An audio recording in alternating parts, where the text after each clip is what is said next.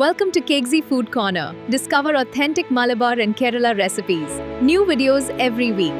Subscribe and join us. Hi എല്ലാവർക്കും കേക്സി food കോർണറിലേക്ക് സ്വാഗതം. ഞാൻ ഇന്നിവിടെ ഉണ്ടാക്കാൻ പോകുന്നത് മലബാർ ചിക്കൻ ബിരിയാണിയാണ്.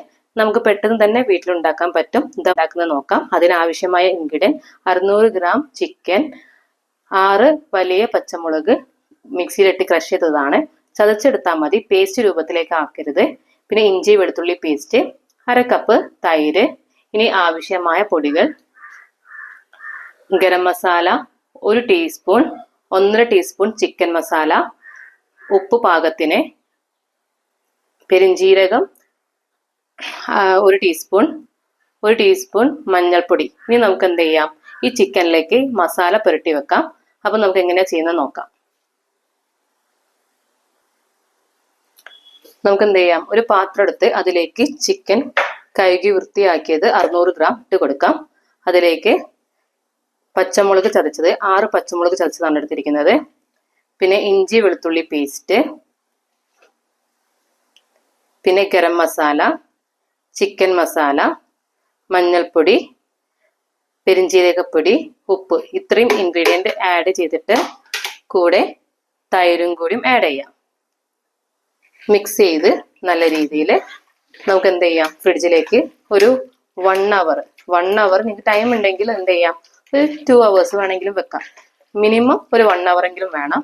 നമുക്ക് എന്ത് ചെയ്യാം, മസാല പുരട്ടി ഒന്ന് ചിക്കനിലേക്ക് മസാല പിടിക്കാൻ വേണ്ടിയിട്ട് വെക്കാം. കാണുന്നുണ്ടാവും, മസാല എല്ലാം പുരട്ടി വെച്ചിട്ടുണ്ട്.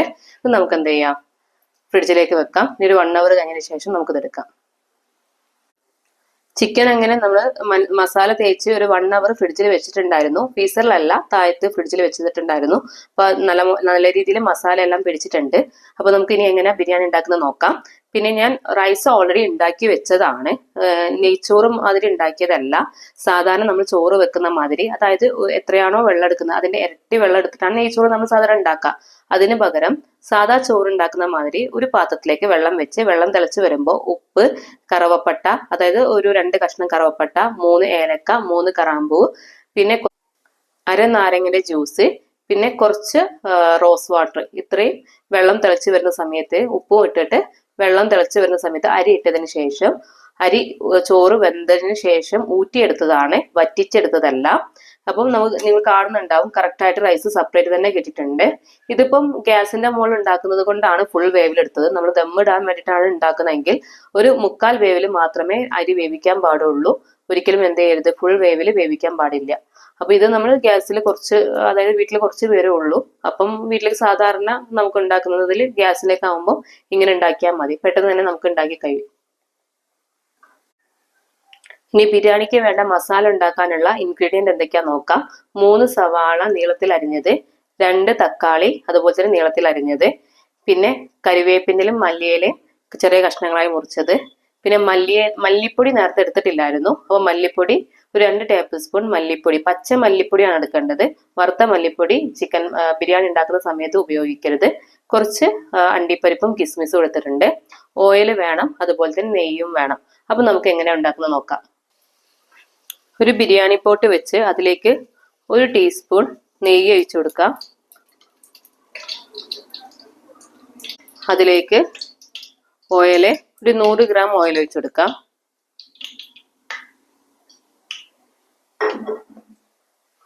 ഓയിലും യൂസ് ചെയ്തിട്ടാണ് ബിരിയാണി ഉണ്ടാക്കേണ്ടത്, നെയ്യ് മാത്രമായിട്ട് എടുക്കരുത്. അപ്പം ഒന്ന് ചൂടായി വരുന്ന സമയത്ത് അരിഞ്ഞു വെച്ചിരിക്കുന്ന സവാള എന്ത് ചെയ്യാം, നമുക്ക് ഇട്ട് കൊടുക്കാം. അപ്പം എണ്ണ നല്ല രീതിയിൽ ചൂടായിട്ടുണ്ട്. സവാള ഇട്ട് കൊടുത്ത് കുറച്ച് ഉപ്പും മഞ്ഞൾപ്പൊടിയും ഇട്ട് നല്ല രീതിയിൽ വഴറ്റിയെടുക്കാം. ഒരു 1/4 ടീസ്പൂൺ മഞ്ഞൾപ്പൊടിയും ആവശ്യത്തിന് ഉപ്പും ഇട്ട് നമുക്ക് നല്ല രീതിയിൽ വലിയുള്ളി വഴറ്റിയെടുക്കാം. നല്ല രീതിയിൽ വലിയുള്ളി വാടി വരണം, എന്നിട്ട് മാത്രമേ തക്കാളി ആഡ് ചെയ്യാൻ പാടുള്ളൂ. ഉള്ളി നല്ല രീതിയിൽ വാടി വരുന്നുണ്ട്. പിന്നെ ഇതിലേക്ക് ഇഞ്ചി വെളുത്തുള്ളി പേസ്റ്റോ പച്ചമുളക് ചതച്ചതോ ഒന്നും തന്നെ ചേർക്കുന്നില്ല. ആദ്യം ചിക്കൻ മസാല തേച്ച് വെക്കുന്ന സമയത്ത് എല്ലാ മസാലകളും ചേർത്ത് വെച്ചതാണ്. അപ്പൊ ഉള്ളി നല്ലപോലെ വാടി വന്നിട്ടുണ്ട്. നമുക്ക് ഇനി എന്ത് ചെയ്യാം, തക്കാളി ചേർത്ത് കൊടുക്കാം.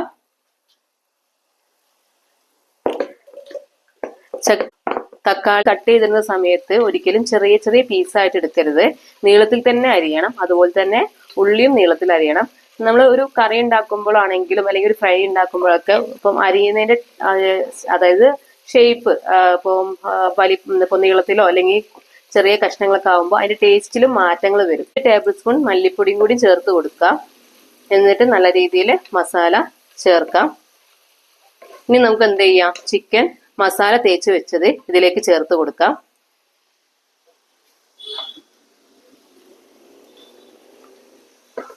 മസാല നല്ല രീതിയിൽ ചിക്കനിൽ പിടിച്ചിട്ടുണ്ട്, നല്ല സോഫ്റ്റ് ആയിരിക്കും. നമ്മൾ തൈരെല്ലാം ഉപയോഗിച്ചിട്ടാണ് മസാല തേച്ച് വെച്ചിരിക്കുന്നത്. അപ്പോൾ നിങ്ങൾക്ക് അതായത് ഇപ്പോൾ സൺഡേ ഒക്കെ ബിരിയാണിയാണ് ഉണ്ടാക്കാൻ ആദ്യം തീരുമാനിച്ചതെങ്കിൽ നൈറ്റ് ഒരു ഓവർനൈറ്റ് ഈ പറഞ്ഞിരിക്കുന്ന മസാല ചേർത്ത് വെച്ചിട്ടുണ്ടെങ്കിൽ നല്ല സോഫ്റ്റ് ആയിട്ടും നല്ല ടേസ്റ്റിലും നമുക്ക് കിട്ടും. ചിക്കനിലൊക്കെ നല്ല ഉള്ളിലേക്കായിട്ട് മസാല പിടിക്കും. അപ്പം ചിക്കൻ ചേർത്ത് നമുക്ക് എന്ത് ചെയ്യാം, ഇതൊന്ന് വേവിച്ചെടുക്കാം.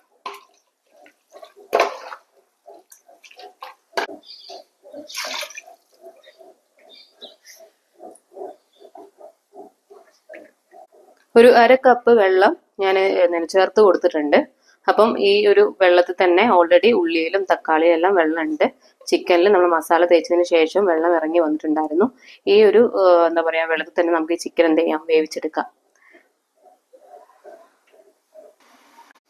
ബിരിയാണിക്കുള്ള ചിക്കന്റെ മസാല ഇവിടെ റെഡി ആവുന്നുണ്ട്. അപ്പൊ നമുക്ക് എന്ത് ചെയ്യാം, ഒരു പാൻ വെച്ചിട്ട് അതിലേക്ക് ഓയിലും നെയ്യും ഒഴിച്ചു കൊടുത്തതിന് ശേഷം ഇത് ചോറിലേക്ക് ആവശ്യമുള്ളതാണ്. അപ്പൊ നമുക്ക് എന്ത് ചെയ്യാം, ഇതേ ഓയിലിൽ തന്നെ നമുക്ക് എന്ത് ചെയ്യാം, അണ്ടിപ്പരിപ്പും മുന്തിരിയും ഒന്ന് ഫ്രൈ ചെയ്തെടുക്കാം.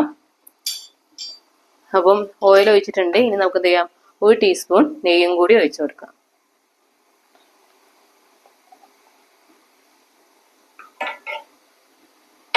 ചോറ് ഉണ്ടാക്കുന്ന സമയത്ത് നെയ്ച്ചോറ് ഉണ്ടാക്കിയിട്ടല്ല ചോറ് വെച്ചത്, സാധാരണ രീതിയിലാണ് ചോറ് ഉണ്ടാക്കിയിരിക്കുന്നത്. അതുകൊണ്ട് തന്നെ ഒരു തുള്ളി എണ്ണയോ ഒന്നും ഉപയോഗിച്ചിട്ടില്ല ആ സമയത്ത്. അപ്പൊ പാൻ നല്ല രീതിയിൽ ചൂടായി വരുന്നുണ്ട്. നമുക്ക് എന്ത് ചെയ്യാം, നട്ട്സ് ഫസ്റ്റ് ഇട്ട് കൊടുക്കാം.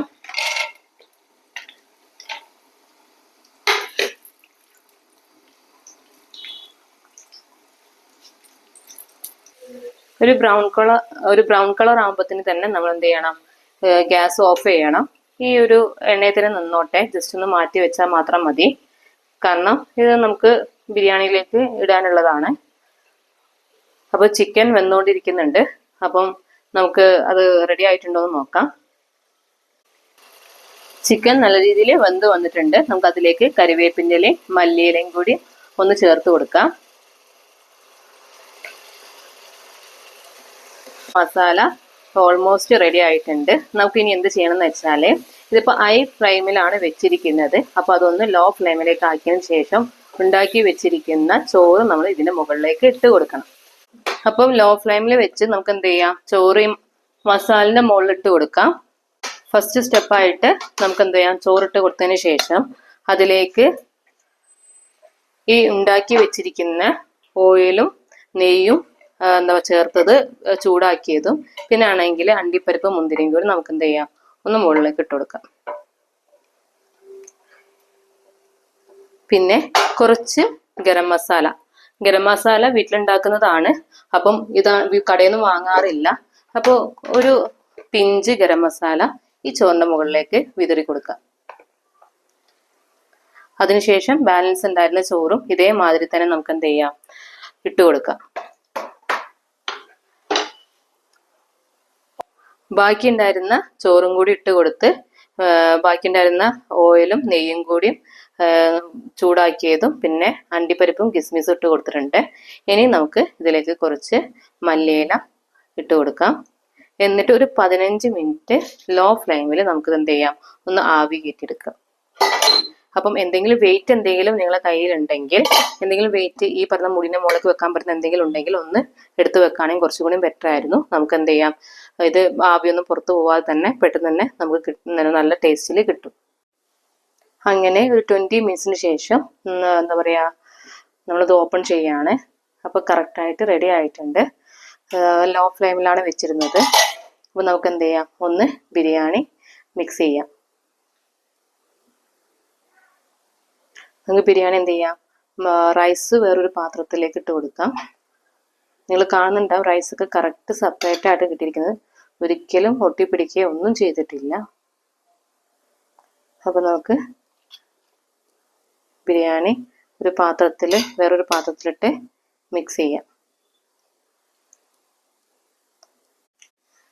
അങ്ങനെ ഫൈനലി നമ്മുടെ മലബാർ ചിക്കൻ ബിരിയാണി റെഡി ആയിട്ടുണ്ട്. അപ്പോൾ ഇഷ്ടമായി കഴിഞ്ഞാൽ എല്ലാവരും ലൈക്ക് ചെയ്യുക, സബ്സ്ക്രൈബ് ചെയ്യാത്തവരാണെങ്കിൽ സബ്സ്ക്രൈബ് ചെയ്യുക, ഒന്ന് ഷെയർ ചെയ്യുക. അപ്പം നമുക്ക് എന്ത് ചെയ്യാം, ഇനി നെക്സ്റ്റ് വീഡിയോയിലേക്ക് കാണാം. നിങ്ങൾ കാണുന്നുണ്ടാവും നല്ല ടേസ്റ്റാണ്, നമുക്ക് പെട്ടെന്ന് തന്നെ വീട്ടിലുണ്ടാക്കാൻ പറ്റുന്നതാണ്. ഒരുപാട് ഇൻഗ്രീഡിയൻ്റ് ഒന്നും ആവശ്യമില്ല, ഒരുപാട് ഓയിലോ നെയ്യോ ഒന്നും ഉപയോഗിക്കുന്നില്ല, കുറച്ച് മാത്രമേ ഉപയോഗിക്കുന്നുള്ളൂ. അപ്പം എല്ലാവരും എന്താ ചെയ്യണം, ട്രൈ ചെയ്ത് നോക്കണം. അപ്പോൾ താങ്ക് യു സോ മച്ച്.